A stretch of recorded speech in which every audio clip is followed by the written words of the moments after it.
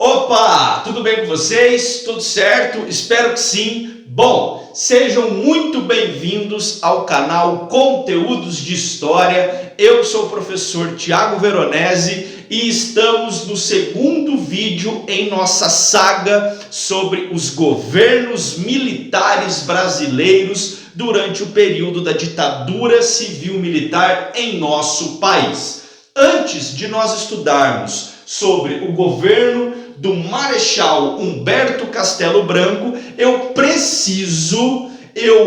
aqui peço encarecidamente que você curta o nosso vídeo, que você se inscreva em nosso canal e se você gostar dessa aula e você conhece pessoas que talvez gostariam também, compartilhe o conhecimento, compartilhe esse vídeo, certo? Bom, pegue o seu caderno agora.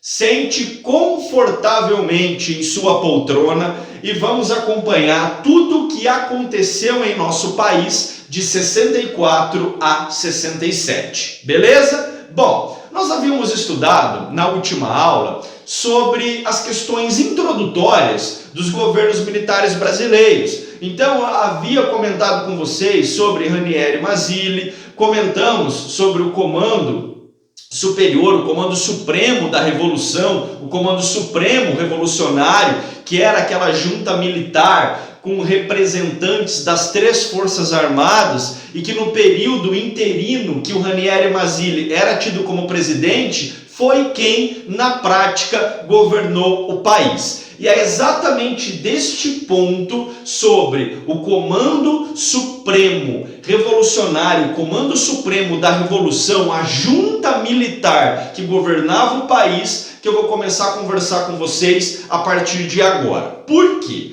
Porque eu quero que vocês tenham em mente essa ordem cronológica, porque algo vai acontecer no dia 9 de abril de 64 e vai ocorrer algo muito importante 6 dias depois. E por que eu estou dizendo? Para vocês terem muito cuidado com a linha do tempo, porque normalmente muitos dizem que isto aqui aconteceu depois disto aqui, tá? Vocês já vão entender onde eu quero chegar, correto? Mas vamos lá.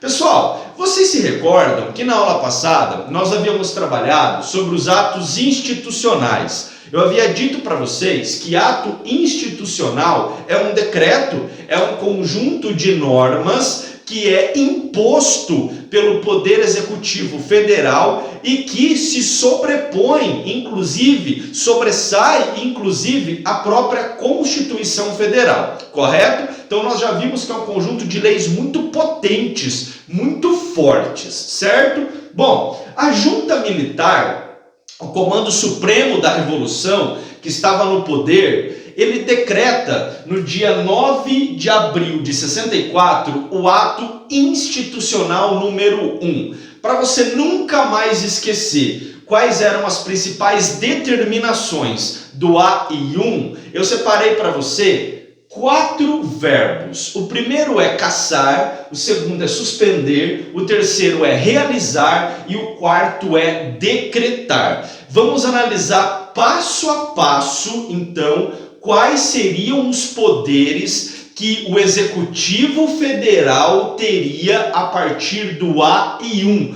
ou seja, quais seriam os poderes que o presidente teria a partir do AI1. Bom, primeira coisa, caçar. Mas professor, caçar o quê? E percebam que esse caçar, vocês aprendem em língua portuguesa, é um caçar com 2 S's, ou seja, caçar mandatos. Caçar mandatos. O presidente poderia caçar mandatos políticos à revelia, ou seja, conforme ele desejasse, muito fazendo parte daquele princípio da Operação Limpeza. O que era isso? Era limpar o país politicamente daqueles agentes oposicionistas que atrapalhariam, de certo modo, todos esses governos militares, esse regime de exceção brasileiro. Então, o presidente ele poderia caçar mandatos, certo? Outra determinação que o AI-1 fornecia ao presidente era o de suspender direitos. Suspender direitos políticos. Suspender direitos políticos de qualquer cidadão. Olha o poder que o chefe do Executivo Federal estaria tendo a partir do AI-1. Primeiro, cassar mandatos. Segundo, suspender direitos. Terceiro, que é do nosso verbo realizar. Esse realizar seria, e presta atenção que eu vou escrever resumido, já estou avisando, seria realizar modificações, na CF. O que seria esse mod na CF, professor? Realizar mudanças ou modificações na Constituição Federal. Isso seria atribuição pelo AI-1 do presidente da República também. E por último, decretar estado de sítio. Professor, o que seria esse estado de sítio? É aquele momento, meu filho, onde as garantias, as liberdades e os direitos constitucionais, eles estão suspensos. Então você pega a Constituição Federal, pega lá o rol de direitos, de deveres e de garantias. Durante estado de sítio, isso é suspenso. Isso é temporariamente colocado de lado. Só que aqui tem um plus, tem algo que eu quero comentar com vocês. Esse decretar estado de sítio era sem apoio, sem autorização do Congresso. Ou seja, ele poderia simplesmente decretar estado de sítio. E isso, para quem governa, é fundamental se tem um caráter autoritário. Por quê? Porque ele pode, a qualquer momento, suspender as garantias, suspender os direitos, suspender tudo que diz respeito a princípios básicos constitucionais. Então, notem a força desse ato institucional número 1 que o presidente poderia exercer a partir do momento em que ele estivesse de posse da cadeira presidencial. E é exatamente isso que nós vamos conversar. Por quê? Porque no dia 15 de abril de 64, nós temos a posse do nosso primeiro presidente militar, que foi o Marechal Humberto Castelo Branco. Humberto Castelo Branco. O Castelo Branco, ele foi eleito de modo indireto pelo Congresso com uma pressão gigantesca da junta militar, do Comando Supremo da Revolução, para que ele fosse escolhido pelo Congresso naquele momento. Então, no dia 15 de abril de 64, nós tivemos a posse de Castelo Branco. Inicialmente, ele ficaria no poder somente até 66, somente até o dia 31 de janeiro de 66. Mas 3 meses depois que ele assume o poder, esse mandato ele foi prorrogado por mais um tempo. A gente vai ver que ele fica até 67 no poder. Então, de início ele ficaria até 66, mas 3 meses depois que ele assume, é colocado que ele precisaria ficar até 67. Por quê? Porque até 66, alguns objetivos que o governo militar teria não conseguiria ser colocado em prática a tempo. Essa foi a justificativa utilizada. Mas o fato é que eu quero que você, meu aluno, observando este primeiro local do quadro, que você entenda que o AI-1 não veio depois que o Castelo Branco estava na presidência. O AI-1 já existia há alguns dias quando o Castelo Branco ele assume como o primeiro presidente da República durante o governo militar. Castelo Branco, que pertencia à ala mais moderada do Exército. Quando nós estudamos ditadura militar, é importante que a gente entenda que nós temos duas alas de militares que chegam ao poder. Aquela ala mais moderada, que o Castelo Branco é representante, e a ala mais linha dura, que a gente vai estudar com Costa e Silva e com Médici principalmente. O Castelo Branco, ele tinha a seguinte concepção, que ele buscaria ajustar todos os problemas nacionais e, se possível, ele mesmo, ao final de seu governo, transferiria o poder novamente para as instâncias civis, para o poder civil, com todo aquele jogo democrático que nós conhecemos.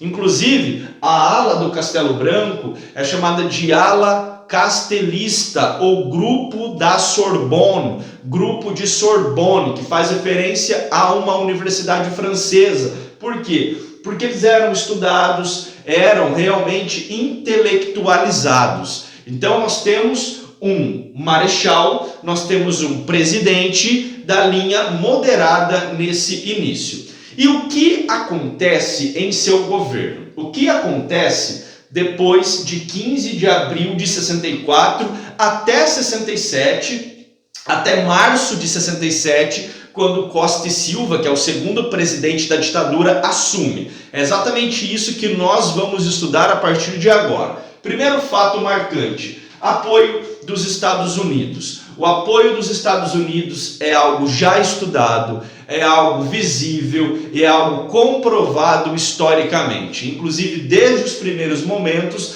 nós tivemos um apoio norte-americano àquilo que estava sendo instaurado no Brasil, aquele estado de exceção instaurado em nosso país. Muito desse apoio era com base na chamada doutrina de segurança nacional. Essa doutrina de segurança nacional não foi algo criado pelo Brasil. Os princípios dessa doutrina de segurança nacional foram inspirados em princípios, inclusive, norte-americanos. Então, sobretudo, a nossa Escola Superior de Guerra, ela estudou os princípios da doutrina de segurança nacional norte-americana, e quando os militares chegam ao poder, isso é implantado. Em síntese, o que afirmava essa doutrina de segurança nacional? Que todos os esforços seriam feitos pelo governo para impedir a ameaça socialista e comunista no país. Ou seja, teríamos instituições fechadas, teríamos sindicatos com intervenção governamental, teríamos pessoas com mandatos cassados, teríamos direitos políticos suspensos, tudo em prol da doutrina de segurança nacional, para evitar que nós tivéssemos uma ameaça socialista, uma ameaça comunista em nosso país.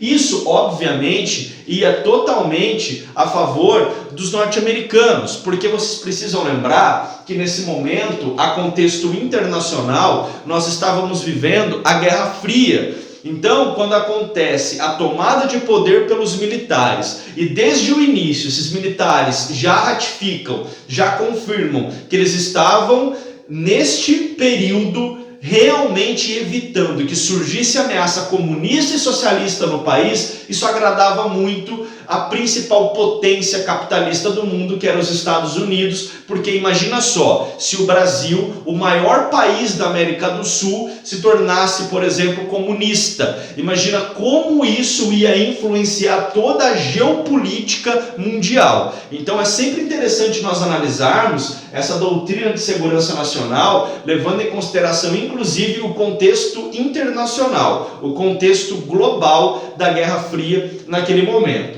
Então, essa doutrina desenvolvida pela Escola Superior de Guerra, escola superior essa que ficava no Rio de Janeiro e que foi criada lá na década de 40 no Brasil, ela foi fundamental para que nós tivéssemos traçados todos os objetivos para que a ameaça comunista ela fosse extirpada do país, certo? Bom, uma das consequências dessa doutrina de segurança nacional foi, por exemplo, o fechamento da UNE. A UNE foi fechada nesse processo. A UNE foi fechada nesse período. Além da UNE ser fechada, que é a União Nacional dos Estudantes, porque em tese, para alguns, ela era uma grande ameaça, inclusive de ideias socialistas, de ideias comunistas. Nós tivemos 3 presidentes com os direitos políticos, com os mandatos totalmente cassados, com direitos políticos suspensos, que foram, por exemplo, o Juscelino, que foi o Jânio Quadros e o próprio João Goulart. Então eles tiveram os seus direitos políticos suspensos por conta de toda essa justificativa da Lei de Segurança Nacional pautada na doutrina de segurança nacional. Olha que interessante como que isso funcionava naquele processo. Bom, em maio de 64, nós tivemos também algo muito importante no contexto internacional, que foi o rompimento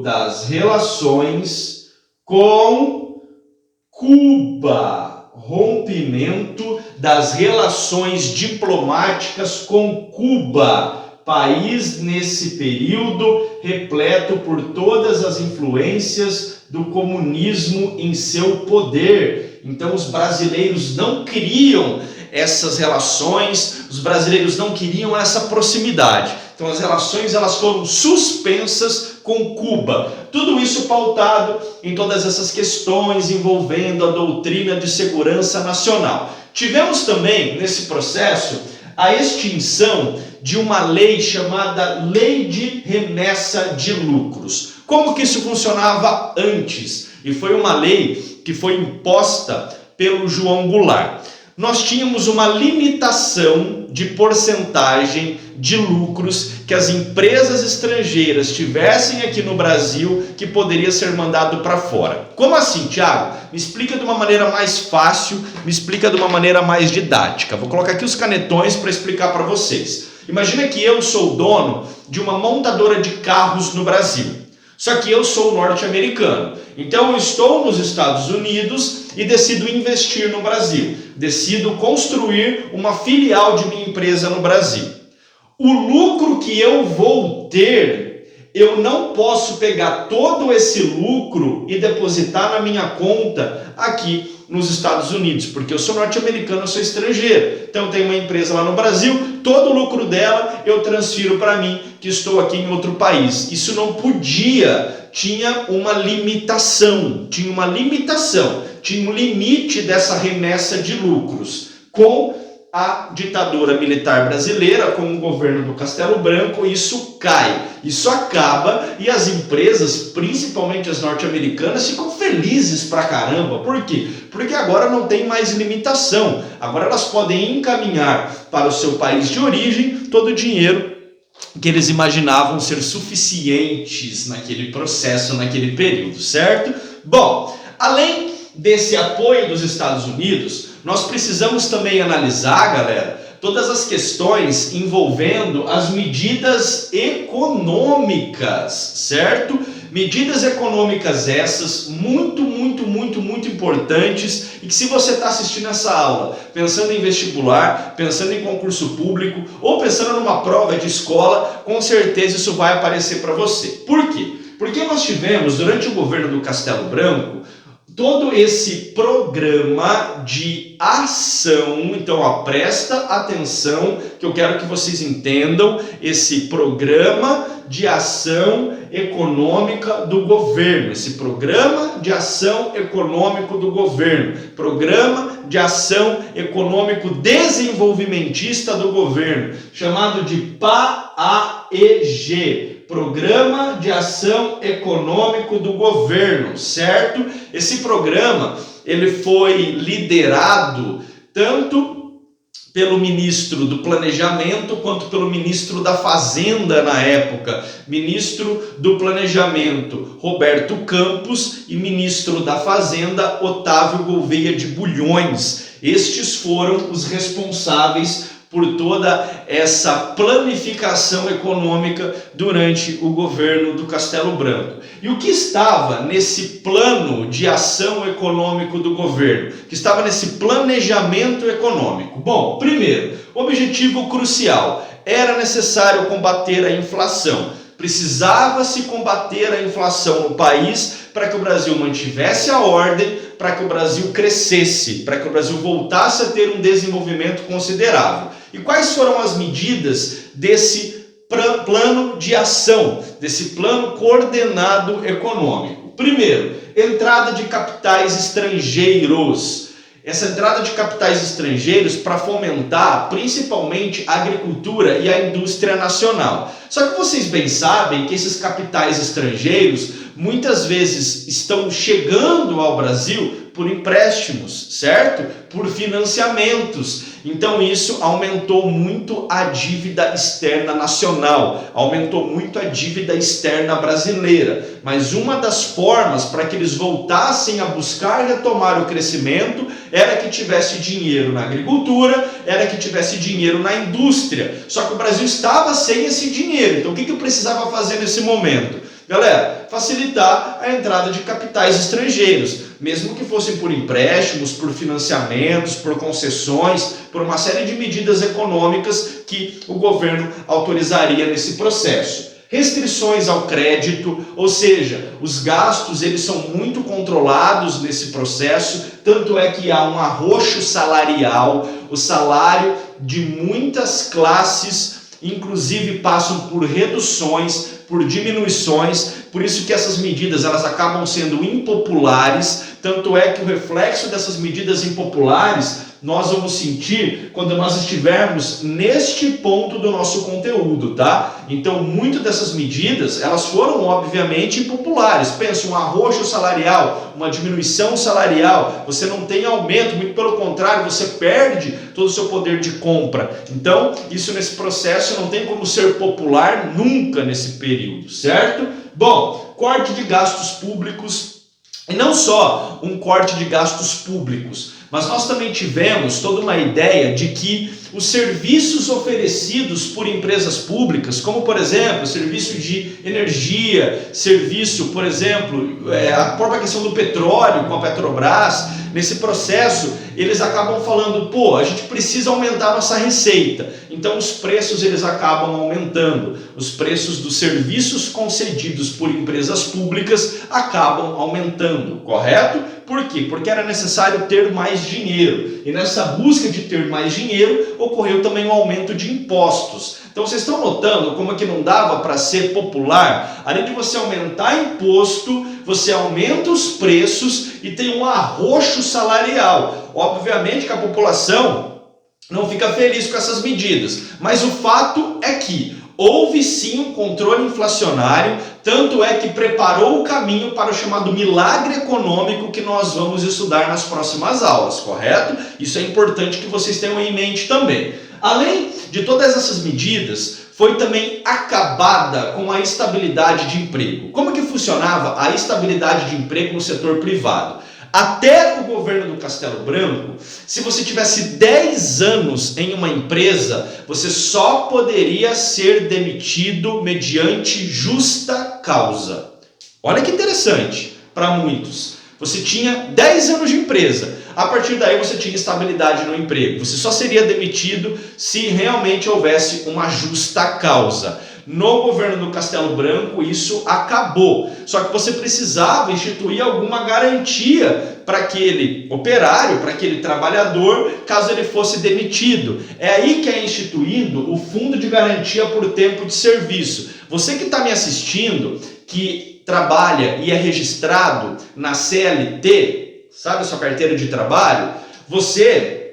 Todos os meses, quando você pega o seu olerite, tem uma parte de desconto do seu salário que vai lá para esse fundo de garantia. Ou seja, se você for demitido, você não fica de mãos abanando. Você tem pelo menos um dinheiro que você pode se virar durante o processo até você encontrar um outro emprego. Então esse FGTS ele foi instituído nesse governo, no governo do Castelo Branco. E também foi instituído nesse processo, nesse período, a fundação do Banco Nacional de Habitação, o BNH, que era uma forma de incentivo público para que as pessoas comprassem a casa própria. Professor, eu posso, para que eu entenda mais fácil, entendesse BNH como se fosse aqueles conjuntos habitacionais do governo, ou que seria um plano, como é, por exemplo, o plano Minha Casa Minha Vida, ou Casa Verde Amarela do governo que nós temos hoje, se ficar mais fácil para você entender esse BNH, insere dessa forma, tá? Porque era um programa realmente para que as pessoas conseguissem a casa própria no Brasil nesse processo. Bom,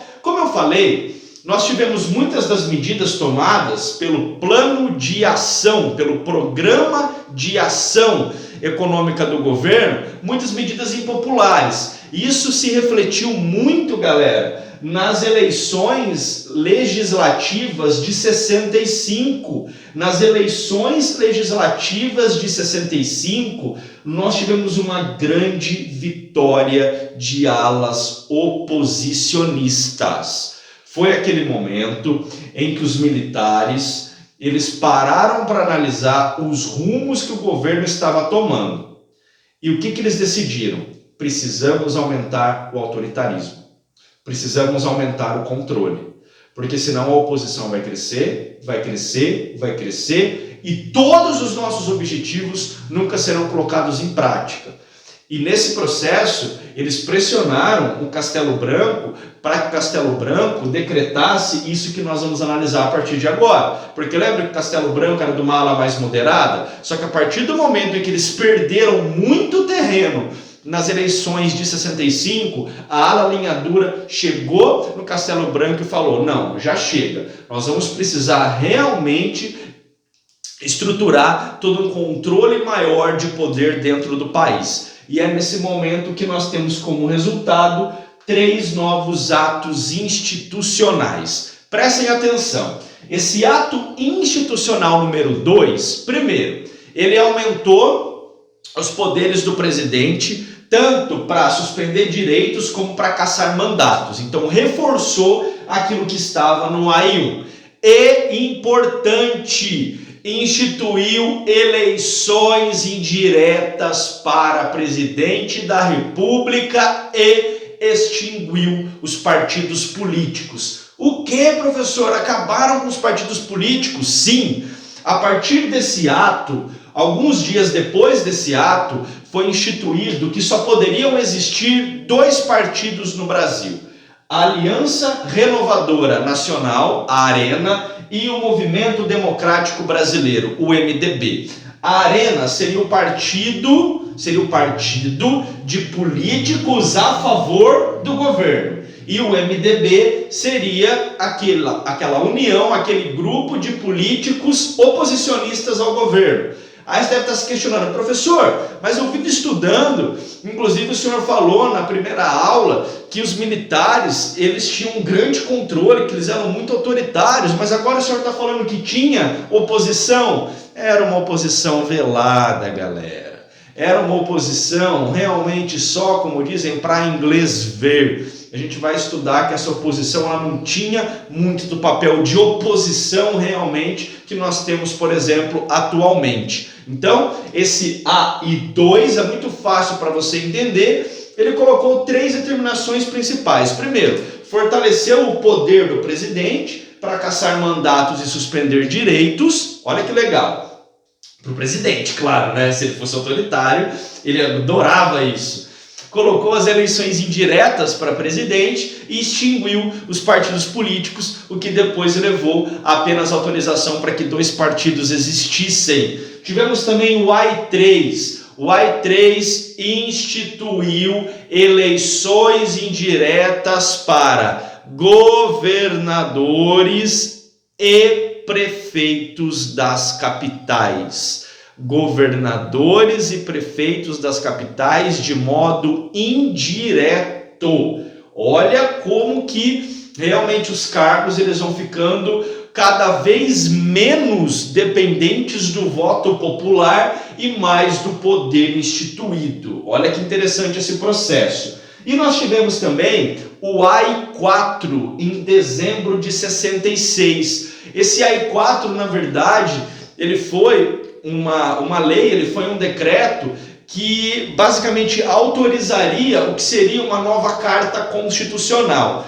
Por que que eles decretaram isso para que nós tivéssemos a reunião para uma nova carta constitucional? Porque na visão da junta militar e na visão de Castelo Branco, que estava sendo pressionado para que ele aprovasse isso, obviamente porque ele era de uma ala mais moderada, era necessário que todas essas determinações que eu acabei falando para vocês, dos atos institucionais, estivessem numa carta constitucional, para dar cada vez mais legitimidade àquilo que eles faziam. E por isso que nós tivemos a Constituição de 67, sendo uma derivação do que seria isso que havia sido imposto pelo ato institucional número 4. E por último, nós tivemos em março de 67 a Lei de Segurança Nacional, que basicamente dizia o seguinte: a partir de agora nós vamos investigar e nós vamos punir todas aquelas pessoas que são consideradas inimigas da pátria.